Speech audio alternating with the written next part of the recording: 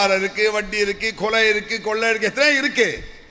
ரசூலுல்லாஹ் ஒரு இடத்துல சொல்றாங்க, மின் அக்பரில் கபாயிர், படு பயங்கரமான பாவத்தில் உள்ளது என்ன? ஷத்முர் ரஜிலி வாலிதை, ஒருவன் தன் பெற்றோரை திட்டுவதுங்கிறாங்க ரசூலுல்லாஹ். சாதாரண பாவம் இல்லையாமா, படு பயங்கரமான பாவங்கள் என்னது? அத்தா அம்மாவை திட்டுறது, பாப்பா அம்மாவை திட்டுறது. ஷத்முர் ரஜிலி வாலிதைஹி, ஒருவன் தன் பெற்றோரை திட்டுவது அப்படின்னாங்க ரசூலுல்லாஹ். உடனே சஹாபாக்கள் கேட்டார்கள், வஹல் யஷ்துமுர் ரஜுல் வாலிதைஹி, அது எப்படி யா ரசூலுல்லாஹ் தன் பெற்றோரை இவன் திட்டுவான்? கேள்வி வழங்குதா? சஹாபாக்கள் சொல்ற என்ன கேட்காங்கன்னா, ஒருவன் தன் பெற்றோரை திட்டுவானா? சஹாபாக்களுக்கு ஆச்சரியமாக இருக்கிறது. பெற்றோரை திட்டுவது என்பது அவருடைய மனதில் வராத ஒரு விஷயம், நினைத்து பார்க்க முடியாத ஒன்று. அத்தாமையோ ஒருத்தன் திட்டுவான், பெத்த தாயா திட்டுவான். இன்னைக்கு இருக்க சவுதி அரேபியா போங்களேன், ஆயிரக்கணக்கான அக்கிரமம் பண்ணுவான், தாயை திட்ட மாட்டான், பெற்றோரை திட்ட மாட்டான், பெற்றோரை கேவலம் நினைக்க மாட்டான், எவ்வளவோ தப்பு செய்வான். பெற்றோரை திட்டுறதுங்கிறது அவன் ரத்தத்திலே கிடையாது. அப்படி கேட்காங்க சஹாபாக்கள், வஹல் யஷ்துமுர் ரஜுல் வாலிதைஹி, ஒருவன் தன் பெற்றோரை திட்டுவானா? நம்மளுக்கு அப்படி கேள்வி வருமா? திட்டுவானா, அது தூக்கி போட்டே மிதிப்பானா அப்படிம்போம். அப்படிதான் சொல்லுவான், ஏன் திட்ட மாட்டான்? சஹாபாக்கள் ஹல் யஷ்துமுர் ரஜுல் வாலிதைஹி, ஒரு பெற்றோரை எப்படி யா ரசூலுல்லாஹ் திட்டுவான்? திட்டுவான் அப்படிங்க யா ரசூலுல்லாஹ். எப்படி? ஃபேசுபு அபர் ரஜுல் ஃபேசுபு அபாஹு ஃபேசுபு உம்முஹு ஃபேசுபு உம்முஹு, ஒருவன் இன்னொருவரின் தந்தையை திட்டுகிறான், உடனே அவன் இவன் தந்தையை திட்டுவான். ஒருவன் இன்னொருவரின் தாயை திட்டுகிறான், உடனே அவன் இவன் தாய். அதாவது ஒருவன் இன்னொரு பெற்றோரை திட்டினால் அவன் இவன் பெற்றோரை திட்டுவான். அப்படின்னா புரியுதா? ஒருவன் உங்களை திட்டுறான், நீங்க திட்டுறிய, மொப்ப ஒரு முட்டா பையன் சொல்லி பாருங்களேன், உங்க அப்ப தான் முட்டா பையன்டுவான். திட்டவனை திட்ட மாட்டான், திட்டவனை தான் அறிவுபூர்வமா திட்டணும், திட்டவனை திட்ட மாட்டான். நீ அவ அப்பா தான் திட்டின, உங்க அப்பா முட்டா பையன், உங்க அப்பா முட்டா பையன், உங்க அம்மா அப்படி சொல்லி போடுவான். அதான் ரசூலுல்லாஹ் சொல்றாங்க, நீ பிறருடைய பெற்றோரை திட்டாதே, பிறருடைய பெற்றோரை நீ திட்டினால் அவன் உன் பெற்றோரை திட்டுவான். ஆக நீ தான் உன் பெற்றோரை திட்ட வைத்தாய், நீ திட்டியதாக அர்த்தம். போ, எப்படி ஒரு அருமையான சட்டம் பார்த்தீங்களா? எவ்வளவு நுட்பமான சட்டம். அடே, உங்கள் தாய் தந்தையை பிறர் திட்டும்படி நடக்காத, அப்ப நீ எப்படி திட்ட முடியும்? பிறர் திட்டும்படியே நடக்கக்கூடாத நீ எப்படி திட்ட முடியும்? ஜாக்கிரதை அப்படிங்கிற ரசூல் ஸல்லல்லாஹு அலைஹி வஸல்லம். ஆக பிறர் திட்டும்படி நடந்தால் இது பயங்கரமான பாவம், சாதாரண பாவம் இல்ல. விபச்சாரம் பயங்கரமான பாவம் தானே, வட்டி பயங்கரமான பாவம் தானே, ஷிர்க்கு, ஷிர்க்குக்கு அடுத்தபடி ரசூலுல்லாஹ் எதை சொல்றாங்க?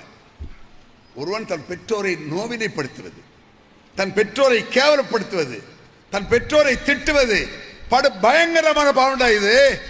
நீ நேரடியாக திட்டாவிட்டாலும் இன்னொருவரை திட்டி அந்த சிக்கல் ஏற்படுத்தாது என்று நபிகள் நாயகம் ஸல்லல்லாஹு அலைஹி வஸல்லம் சொல்றாங்க. பாருங்க, திருமறை குர்ஆன்ல பல்வேறு வசனங்கள் பொதுவா இருக்கு. இந்த பெற்றோரை பற்றி என்ன வருதுன்னு தெரியுமா உங்களுக்கு?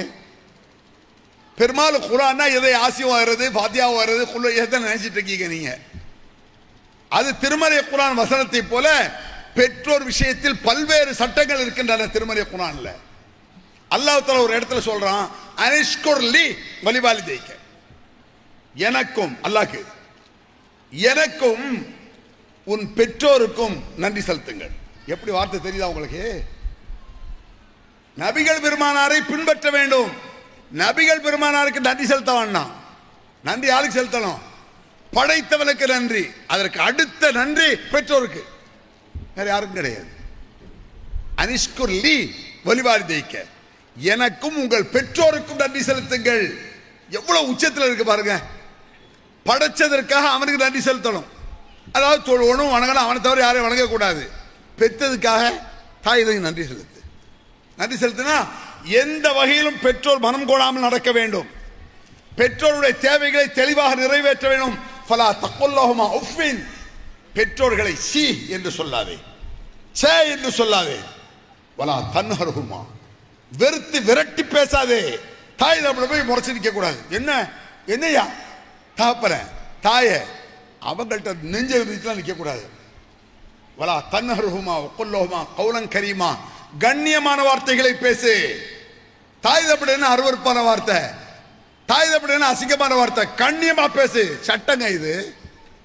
தாய் தப்பன் அலட்சியமா பேசுறது, அருவற்பா பேசுறது, இந்த கிழடு சாவ மாட்டேங்கிறது, இந்த கிழவி இப்படி கிடக்க என்ன திமிருகிறான்ல, உனக்கு என்ன யோகியதை இருக்கு? படைத்தவர் இல்லாட்ட நீ கிடையாது, அதுக்கடுத்து பெற்றோர் இல்லாட்ட நீ கிடையாது. எவ்வளவு பெரிய விஷயம் தெரியுமா உங்களுக்கு? இது சாதாரண விஷயமாங்க இது. அல்லாஹ்வை நீங்கள் பயந்தால் அடுத்தபடியாக ஜாக்கிரதையாக இருக்கிற விஷயம் பெற்றோரா தன்னருமா அஹ்மிதுலமா ஜனாஹதுல் லிமன் ரஹ்மா, இரக்கம் என்ற இறக்கையை பெற்றோர்களுக்கா தாழ்த்து.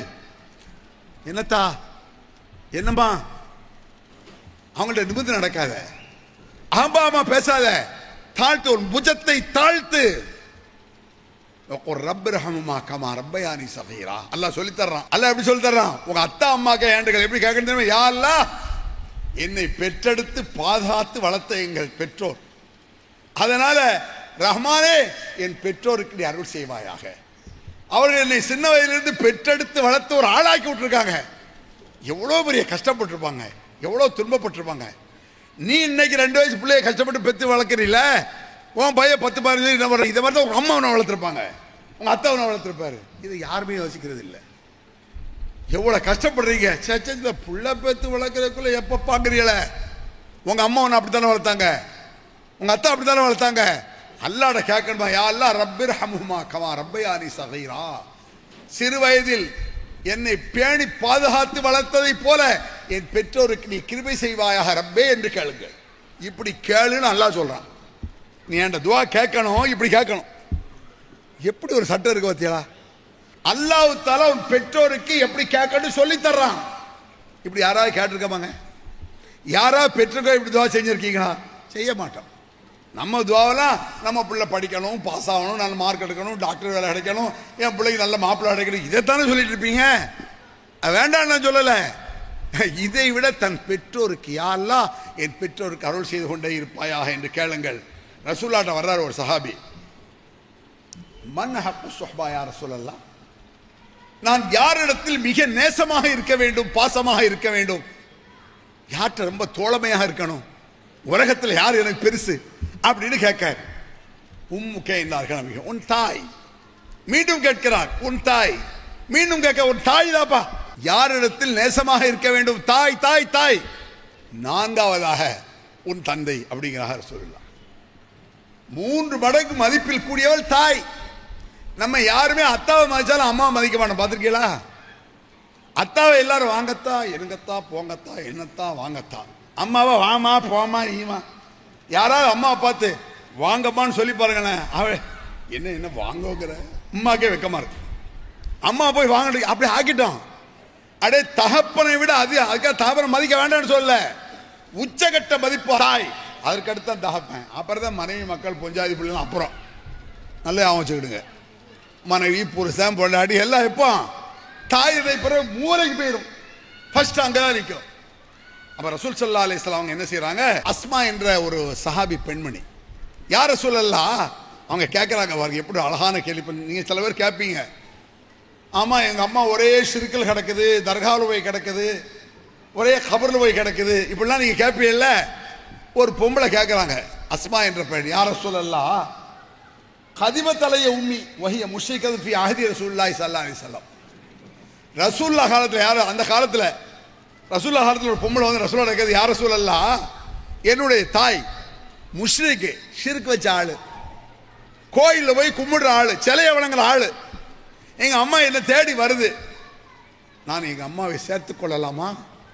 அவள் ஷிர்கில் வைக்கிறா, நான் எப்படி அவளை சேர்க்கறதுக்கு, சேர்த்துக் கொள்ளலாமா? நாம் அசில், ஆமா சேர்த்துக்க. என்ன ஒரு வார்த்தை! எவ்வளவு பெரிய பாவம் செய்தவளாக இருந்தாலும் தாயை நீ சேர்க்கத்தான் வேண்டும். அந்த பாவம் அந்த அம்மாவுக்கும் அல்லாஹ்வை சார்ந்தது, நீ கோவிக்க வேண்டியதில்லை. உங்க அம்மா தவறே செய்யட்டுமே, குற்றமே செய்யட்டுமே, நீ செய்யல 1000 தப்பு. எத்தனை தப்பு நம்ம செஞ்சிருப்போம் சின்ன வயசுல, அத்தனையும் சகிச்சுக்கல, இந்த அத்தா அம்மா சகிச்சுக்கல. உங்க அம்மா தப்பு செஞ்சுட்டா, இதுல ஒரு வேடிக்கை என்ன தெரியுமா?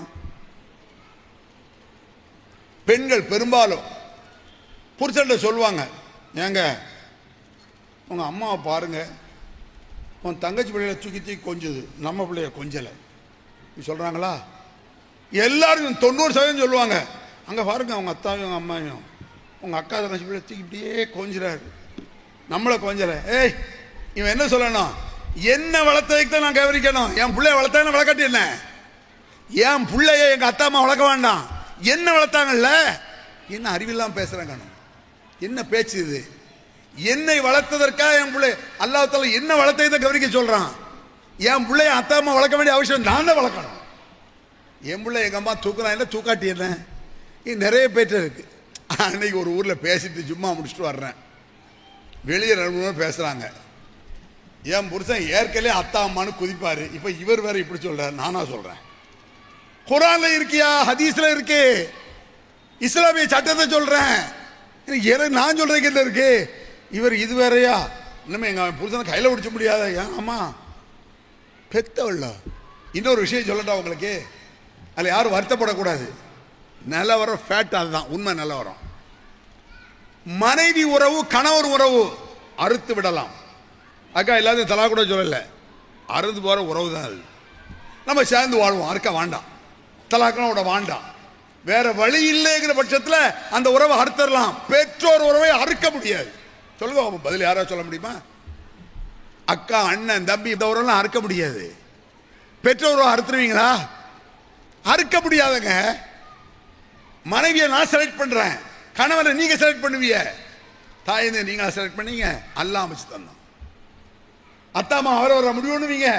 எப்படி ஒரு சட்டமா இருங்க. எங்க அம்மா ஷிர்க் வச்சாங்க, யார சொல்லா எங்க அம்மாவை சேர்த்துக்க, இது என்ன கேள்வி அப்படிங்கிற யார சொல்லா சேர்த்துக்கொள்ள அனுஷ்குல்லி வலிவாலிதை. பாருங்க, சுலைமான் அலைஹிஸ்ஸலாம் நீங்க கேள்விப்பட்டிருப்பீங்க.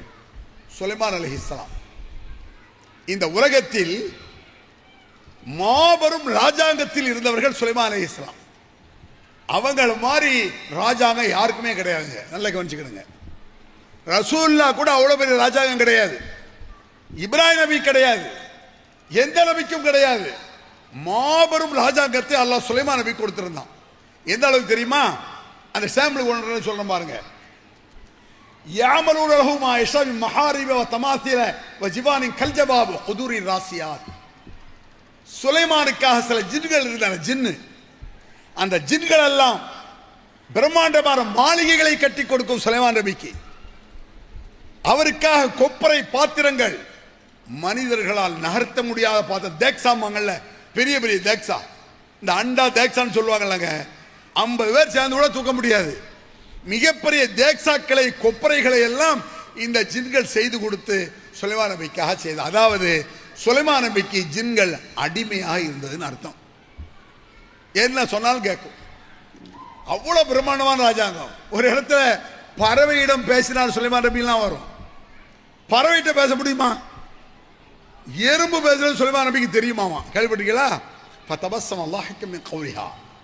அந்த எறும்புகள் பேசிக்கொண்டதை காதில் விழுந்து சுலைமான் நபி சிரித்தார். குர்ஆன்ல இருக்கு. எறும்பு பேச யாருக்கா காலில் விழுமாங்க? அப்ப எவ்வளவு பெரிய அற்புதத்தை அல்லாஹ் சுலைமான் நபி கொடுத்துருப்பான். இப்போ இத்தனை கொசுவெல்லாம் ஆதிட்டு இருக்கோம். ஒரு கொசு 2 கொசு பேசுது, ஒரு ஆளுக்கு மட்டும் காது எட்டுனா, ஏய் இவரை கடிக்க வேண்டாம், அந்த குண்டா இருக்கார் அவரை போய் கடிப்போம். உங்க காதில் விழுந்தா சிரிப்பு அடக்க முடியுமா? சுலைமான் நபி சிரிக்காரு.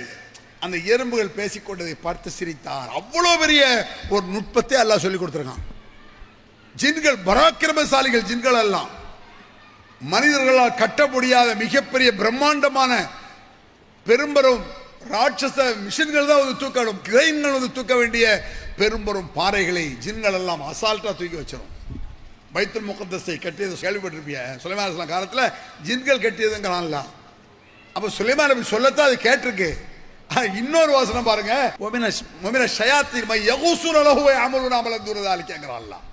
சில ஷைத்தான்கள் சுலைமான் நபிக்கு இருந்து.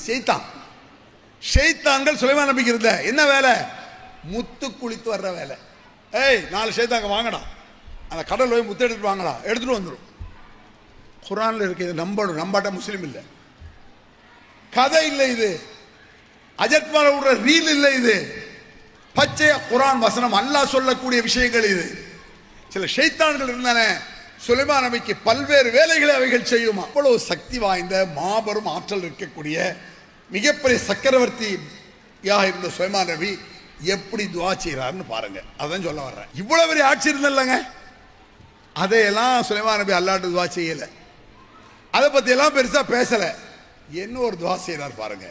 இதை மட்டும் உருண்டிக்க. இவ்வளவு சக்தி, அவ்வளவு பெரிய பரக்கத்துக்கு மேல பரக்கத்து, இவ்வளவு பெரிய ராஜாங்கம்.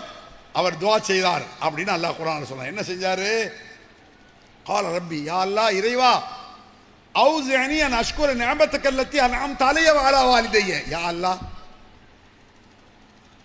எனக்கும் என் பெற்றோருக்கும் நீ அருள் செய்திருக்கிறாய். அதான் துவா செய்றார்.